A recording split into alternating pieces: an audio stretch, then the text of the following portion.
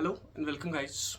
This is Fazan, and today we're starting rotational mechanics. Okay, so let's start. What is a rotational motion? अभी तक whichever subject, whichever chapter you have studied, whether it's kinematics, whether it's laws of motion, or whether it's momentum, we have treated a complete body as a single particle and used kinematic equations, the laws of motion, to get the desired result. Okay, but today we are going to see something different. This assumption of ours to take a body as a single particle, as a single unit, is going to change for us, okay, in the rotational motion. And that is what we are going to see today, that how from treating a particle we are going to go to the rigid body mechanics.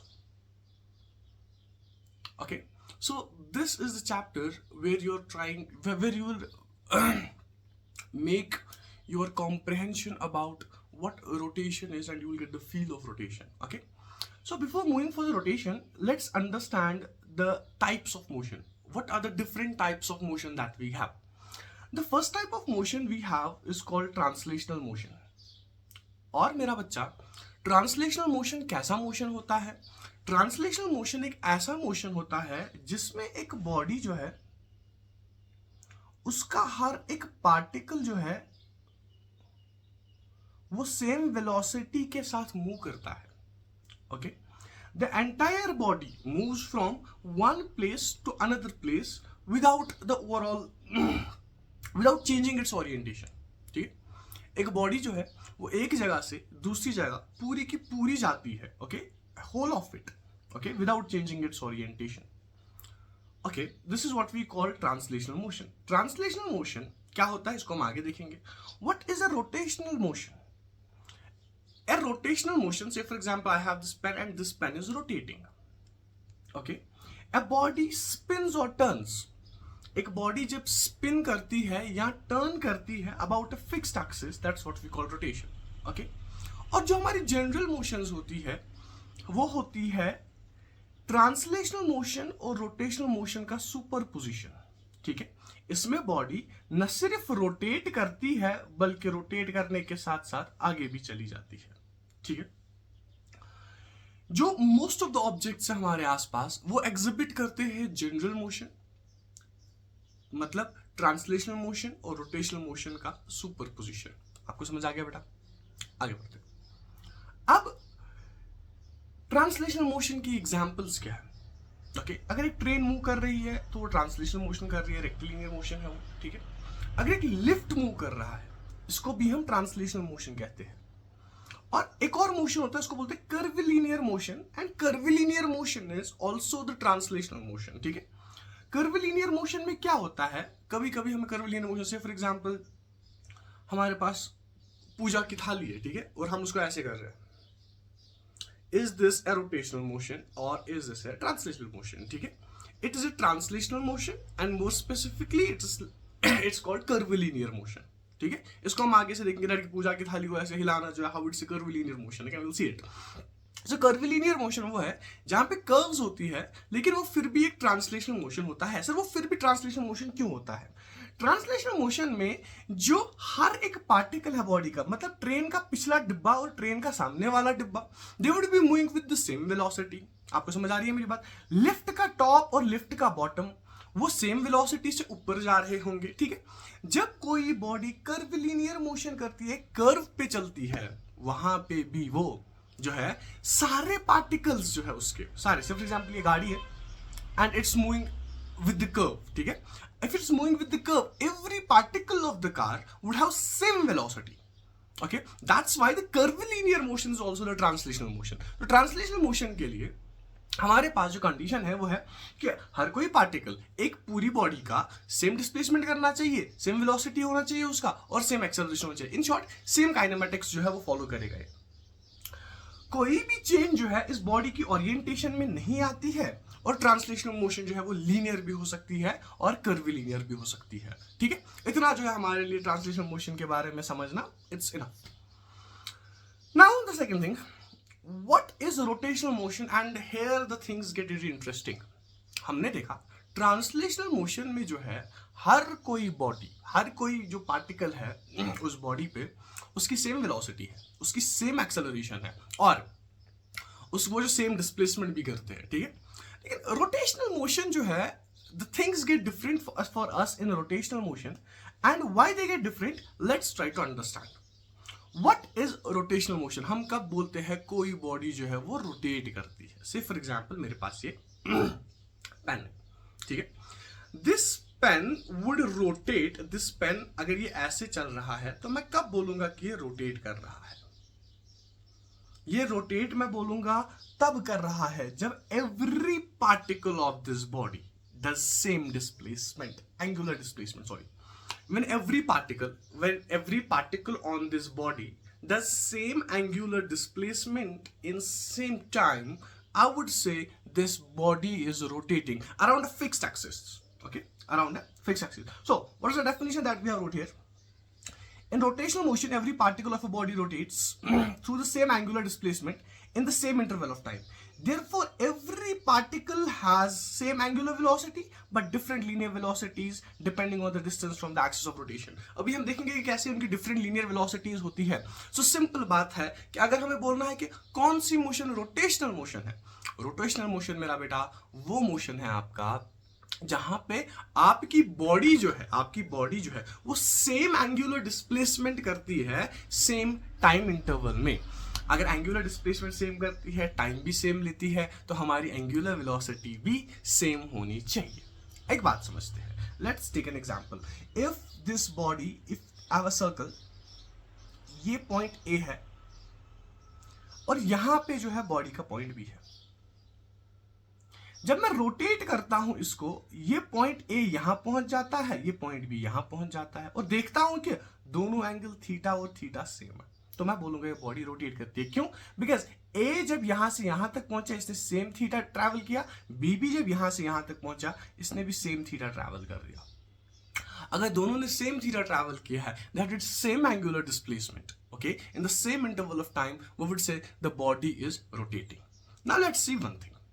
हमको पता है, हमने circular motion में देखा है, जो हमारा linear velocity या टैंजेंशियल वेलोसिटी है वो बराबर होता है ओमेगा आर के। that is equal to the tangential velocity is equal to angular velocity into r. Okay, so for example I have a circle. I would say that यहां से यहां तक जो है ये b और ये a, they are going, let's make a different diagram. Let's make a diagram here. So for example I have a circle और मेरा बेटा ये सर्कल जो है रोटेट कर रहा है, ठीक है। मैंने दो पॉइंट लिए इसके, इस सर्कल के, ये पॉइंट ए है,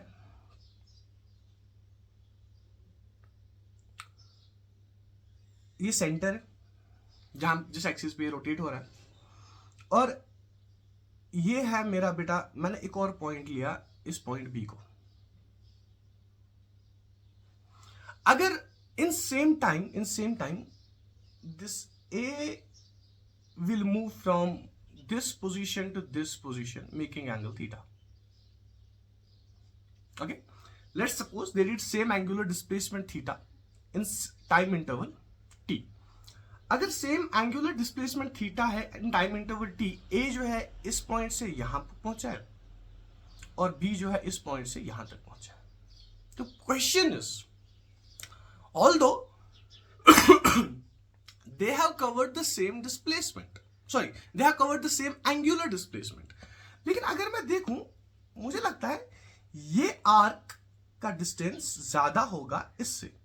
आउटर सर्कल का जो पॉइंट है उसने ज्यादा डिस्टेंस ट्रैवल किया होगा कंपेयर टू इनर सर्कल का पॉइंट। ओके, यहां से मैं ये कंक्लूड कर सकता हूं, सेम टाइम में अगर ए ज्यादा डिस्टेंस ट्रैवल कर रहा है और बी कम डिस्टेंस ट्रैवल कर रहा है, ठीक है। अगर मैं मानूं ए जो है वो r1 दूरी पे है और बी जो है वो r2 दूरी पे है, ठीक है। अब बात समझते हैं, what is going to be omega, what's going to be omega, okay, या मैं अगर बोलूं what's going to be va, velocity of a is going to be equal to omega r1, and what's going to be vb, velocity of b is going to be equal to omega r2. यहां से आप एक चीज देखो, क्योंकि omega दोनों का constant है, क्योंकि अगर बॉडी रोटेट कर रही है same angular displacement with same time interval, तो ओमेगा उसका कांस्टेंट हो गया. लेकिन लीनियर वेलोसिटीज की बात अगर आप बेटा करोगे, यहां पे जो है चूंकि r1 is greater than r2, मैं बोल सकता हूं va is greater than vb. What does this mean? वो पार्टिकल जो एक्सिस ऑफ रोटेशन से जितना दूर होता है, ओके, उसका जो है लीनियर वेलोसिटी ज्यादा होता है, टैंजेंशियल वेलोसिटी ज्यादा होता है कंपेयर टू द पार्टिकल जो इस एक्सिस ऑफ रोटेशन के करीब होता है. और हमने देखा इस डायग्राम में, जो हमें इंट्यूटिवली भी समझ आ रहा है कि B जो है ये कम पाथ ट्रैवल कर रहा है, A जो है ये ज्यादा पाथ ट्रैवल कर रहा है. और ऐसा क्यों हो रहा है? ऐसा इसलिए हो रहा है क्योंकि A जो है वो सेंटर से ज्यादा दूर है, B जो है सेंटर से वो कम दूर है. तो A की जो टैंजेंशियल वेलोसिटी है वो ज्यादा होती है और B की जो टैंजेंशियल वेलोसिटी है वो कम होती है. अब यहां पे बात समझनी है. इससे पहले जब हमने रेक्टिलिनियर मोशन को देखा था, every particle had same velocity. Okay, तो हम पूरी बॉडी को एक पार्टिकल मान पे काइनेमेटिकल इक्वेशंस लगाते हैं. But in rotational motion what we are seeing, हर एक पार्टिकल जो है हमारा, every particle that we are having here, it doesn't have same velocity, it has different velocities. तो अगर मुझे काइनेमेटिक्स इस पार्टिकल की देखनी है तो मुझे हर एक पॉइंट पे, अगर मैं रोटेशन का यूज नहीं करूं, if I won't introduce the chapter rotational mechanics, मुझे हर एक पॉइंट पे अलग अलग काइनेमेटिक इक्वेशन लगानी पड़ेगी to get my answers. Okay, which is very difficult, which we can not do. That's why we have rotation in the play. Okay, so I hope rotational motion में क्या होता है, what happens in the rotational motion. Rotational motion में हर एक particle के पास same angular displacement होएगा, सेम एंगुलर वेलोसिटी होएगा. जो लीनियर स्पीड है वो डिपेंड कैसे होगा, वो ओमेगा आर से डिपेंड होगा. और यहां पे पार्टिकल्स की लीनियर वेलोसिटीज अलग अलग होंगी, और लीनियर वेलोसिटी किसकी ज्यादा होगी किसकी कम होगी, ये डिपेंड करेगा कि एक्सिस ऑफ रोटेशन से कितना दूर है और कितना नजदीक है. जितना दूर होगा उतनी ज्यादा लीनियर वेलोसिटी, और जितना नजदीक होगा उतनी कम linear velocity. I hope this is very clear बेटा जी.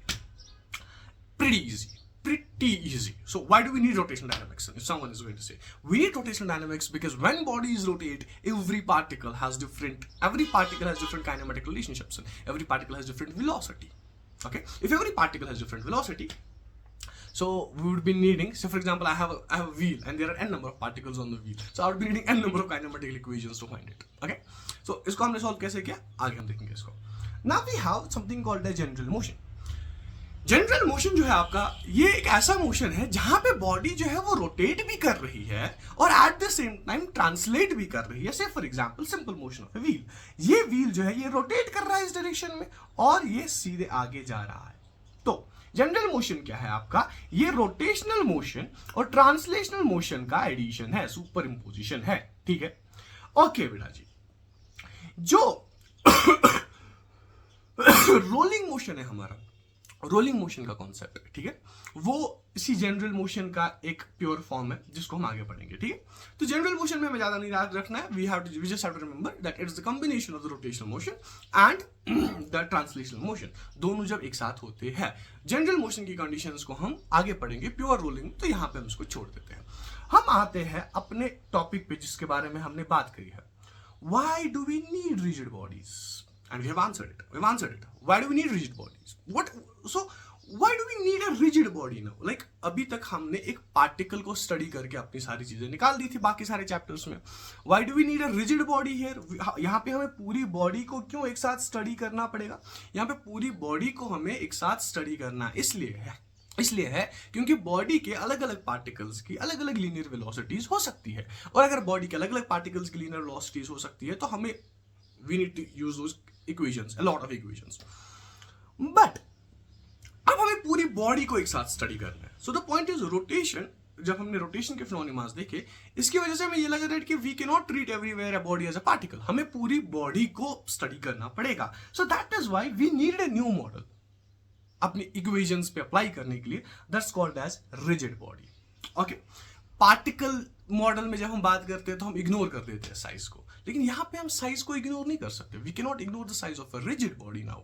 व्हाई? बिकॉज साइज इंपैक्ट करेगा हमारी इक्वेशंस पे. ठीक है, एक रिजिड बॉडी होती क्या? What is a rigid body? से फॉर एग्जांपल, अगर मेरे पास यहां पे एक बॉडी है, इसके बीच के दो पार्टिकल्स है ए और बी.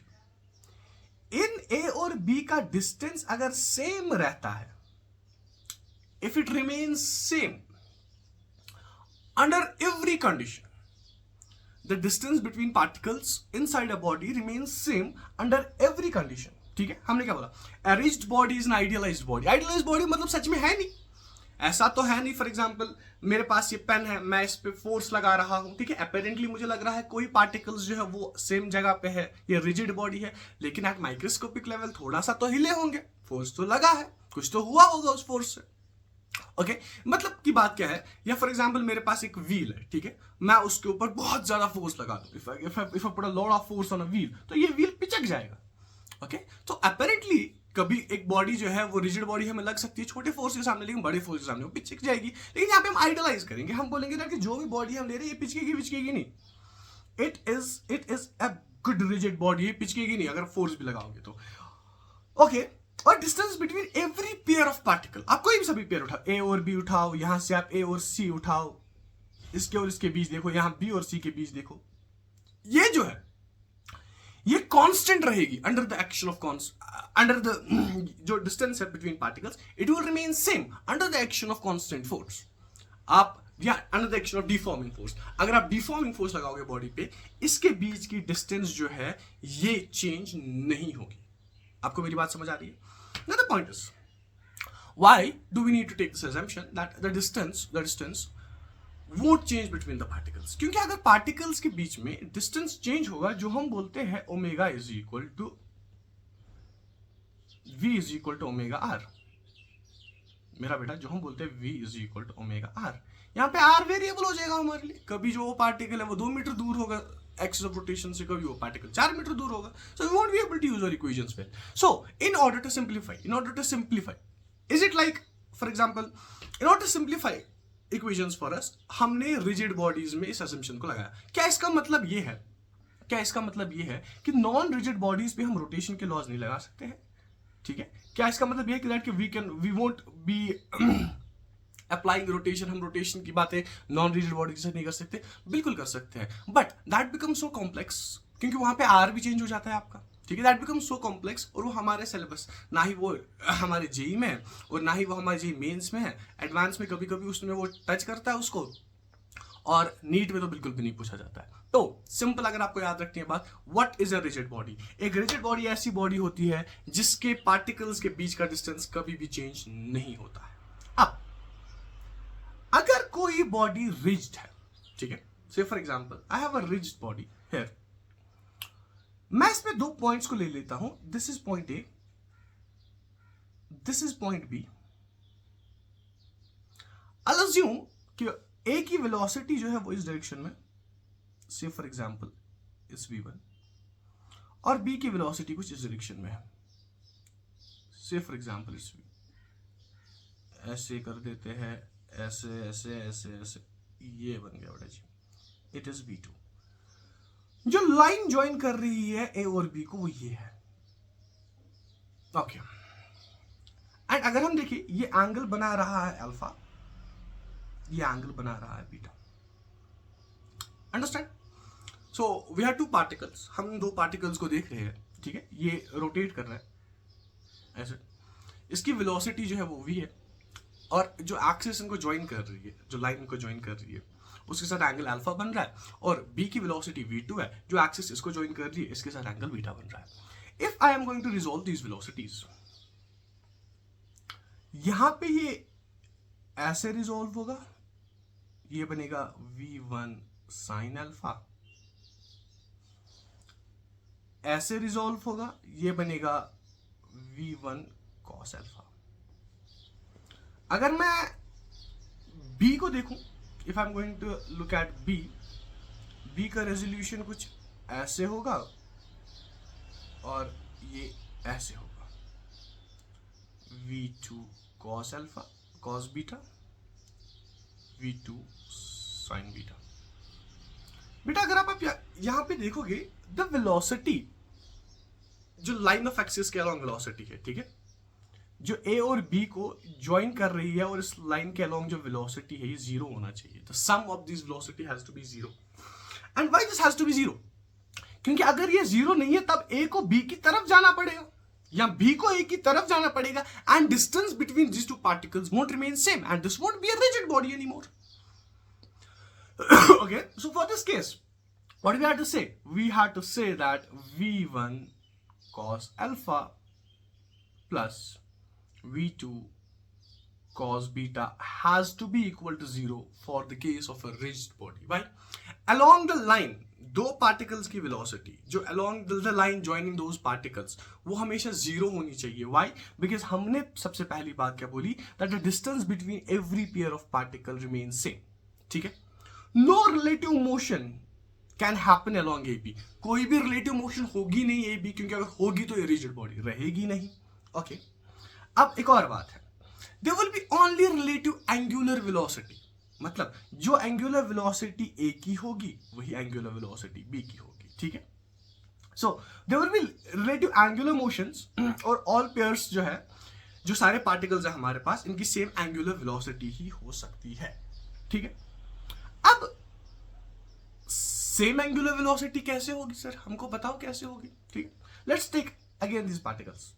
एक सेकेंड, अगर हम इस पूरे सिस्टम को यहां से सिलेक्ट करके थोड़ा नीचे की तरफ लेके आते, इस वाले सर्कल,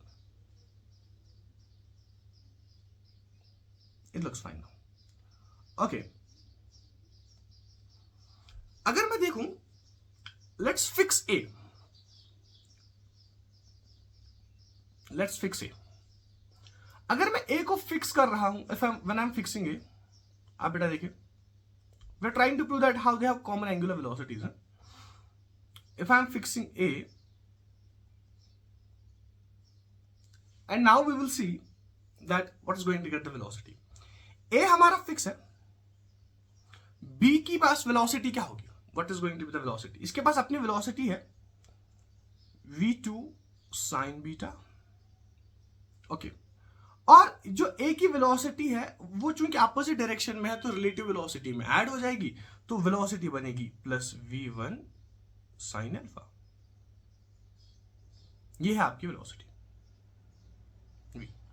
ओमेगा किसके बराबर होगा, ओमेगा बराबर होगा v बाई आर के, यानी वो बराबर है v1 sin alpha plus v2 sin beta divided by R. ठीक है, अगर मैं ए को फिक्स नहीं करके बी को फिक्स करूं, फिक्स बी, यहां पे बी जो है तो v बनेगा बराबर वापस वो होगा ना, यहां पे ए के पास वेलोसिटी v1 sin अल्फा, बी की वेलोसिटी रिलेटिव में जो अपोजिट डायरेक्शन में है तो ऐड हो जाएगी, तो वापस सेम आ जाएगा आपके पास मेरा बेटा क्या, v2 sin beta plus v1 sin alpha divided by R. अगर आप बोलोगे यहां पे ए को फिक्स करके ये वी बी निकला था, ये वी ए निकला था, सॉरी, यस, ये ओमेगा है। ठीक है, ओके, ये ओमेगा जो है दोनों का वो सेम है। अगर आप देख रहे हो यहां पे, let's see, omega A is equal to omega B. क्यों, ओमेगा ए भी बराबर है v1 sin alpha plus v2 sin beta divided by R, और ओमेगा बी भी बराबर है v2 sin beta plus v1 sin alpha divided by R. आपको समझ आ रही है मेरी बात? ये है, यहां से हम ये प्रूव कर सकते हैं दैट हर एक पॉइंट की वेलोसिटी, एंगुलर वेलोसिटी जो है वो सेम होती है हमारे पास। Now we have one more thing, axis of rotation. देखो, हर एक पार्टिकल की एंगुलर वेलोसिटी जो उस एक्सिस ऑफ रोटेशन पे है वो सेम होगी। ठीक है, जे में क्वेश्चन आया था जिसको हम अभी देखेंगे, और वो सेम इसी कॉन्सेप्ट पे आया था दैट अगर एक बॉडी है और वो किसी दूसरी बॉडी के साथ टच में है और रोटेट कर रही है किसी दूसरी बॉडी के साथ, नो मैटर आप कहां पे हो, हर जगह पे, कहीं पे भी हो आप। ठीक है, फॉर एग्जाम्पल यहाँ पे ये एक्सिस है, इस एक्सिस के अलोंग, इस एक्सिस के अलोंग, इस एक्सिस के अलोंग, हर एक्सिस के अलोंग जो है omega is going to be same. Understand? Okay. Now what is the axis of rotation? Axis of rotation जो है ये वो जगह होती है, axis of rotation tells that कि एक बॉडी रोटेट कहां कर रही है, वेयर इट्स रोटेटिंग एक्चुअली. ठीक है, लाइक से for example I have this और ये पेन रोटेट कर रहा है ऐसे, तो इसका एक्सिस ऑफ रोटेशन यहाँ पे, क्योंकि यहाँ पे इसके अलोंग रोटेट कर रहा है. ठीक है, एक बात है, ओमेगा की डायरेक्शन क्या है? What is going to be the direction of omega? Omega angular velocity, इसकी डायरेक्शन क्या है?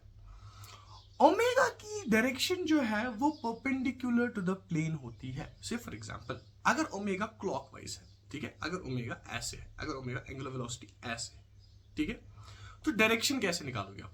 जिस डायरेक्शन में रोटेट हो रहा है उस डायरेक्शन में फिंगर्स ले लो. ओके, और जो थंब की डायरेक्शन है वो देगा आपको डायरेक्शन ऑफ ओमेगा. ठीक है, से फॉर एग्जांपल हमने यहाँ पे व्हील लिया, अगर व्हील रोटेट कर रहा है ऐसे, तो डायरेक्शन ऑफ ओमेगा ऊपर की तरफ होगी. तो यहां पे मैं बोल सकता हूं एक्सिस ऑफ रोटेशन जो है ये पैरेलल होती है ओमेगा के. Omega is always parallel to axis of rotation. और डायरेक्शन जो है बेटा जी ये डिसाइड होती है राइट हैंड रूल से. रोटेशन अगर चेंज होगी from clockwise to anti clockwise, ऐसे रोटेट कर रहे हो ऊपर की तरफ डायरेक्शन ओमेगा है, ऐसे रोटेट कर रहे हो नीचे की तरफ ओमेगा है. ठीक है, तो इट रिवर्स हो जाती है डायरेक्शन ऑफ ओमेगा आपका, लेकिन पैरेलल जो है हमेशा रहती है एक्सिस ऑफ रोटेशन के. Now we have a question. JEE advance 2012 या इसमें ये सवाल पूछा गया था, एक जनरल मोशन है, रिजिड बॉडी की कंसीडर करो, कॉम्बिनेशन को ट्रांसलेट. सिंपल बात कर रही है. देखो ये बोल रहा है आपको दैट ये पूरी एक्सिस रोटेट हो रही है. ठीक है, अगर मैं general motion can be consider translate centre mass of axis. क्या बोलना है? डिस्क, ये डिस्क जो है यहां पे और ये डिस्क जो है यहां पे, आपको बोलना है इसका ओमेगा क्या होगा across this disc. Across this disc अगर मैं इसको 90 डिग्री पे रखता हूं डिस्क को, या ऐसे रखता हूं, क्या होगा? ओमेगा सेम होगा ओमेगा यार, बिकॉज ओमेगा सेम होगा, एंगल पे डिपेंड नहीं करता है, ये खाली इस चीज पे डिपेंड करता है. क्या आपकी रोटेशन जो है, आप क्या रोटेट कर रहे हो? Are you doing same displacement in the same interval of time like other particles are doing? So this ring will be doing same displacement as this axis will be doing, and अगर मैं इसको bend भी करता हूं फिर भी ये same करेगा. ठीक है, so जो डायरेक्शन ओमेगा का होगा वही दोनों केस में जो है इस रिंग का भी डायरेक्शन होगा, इस रिंग का भी डायरेक्शन होगा. जो वैल्यू ऑफ ओमेगा केस इसका होगा जेड एक्सिस के अलोंग, वही क्यू के अलोंग भी होगा और इसके अलोंग भी होगा. आप इस क्वेश्चन को देख सकते हो, बहुत आसान सा क्वेश्चन है. अगर आप खुद सॉल्व करना चाहते हो आप कर सकते, सॉल्व में कुछ करने की जरूरत है नहीं, you just need to figure out. Question गलत किया था लोगों ने भाई, बिकॉज उनमें ना वो they tend to think in the linear motion types, but linear motion types का कोई चीज नहीं सोचनी है आपको. Okay guys, so I hope आपको समझ आ गया होगा रिजिड बॉडीज क्या होती है, और रिजिड बॉडीज का जो मेन चीजें आपको समझनी चाहिए होती है जी मेंस और एडवांस के लिए, या आपको नीट के लिए समझनी होती है, वो हमने यहाँ पे कवर कर दी है. तो next class we will be doing on moment of inertia, and we'll try to complete the rotational mechanics in next 5 to 10 classes so that we'll be able to understand it well. Okay guys, it was really nice being with you. Thanks for watching.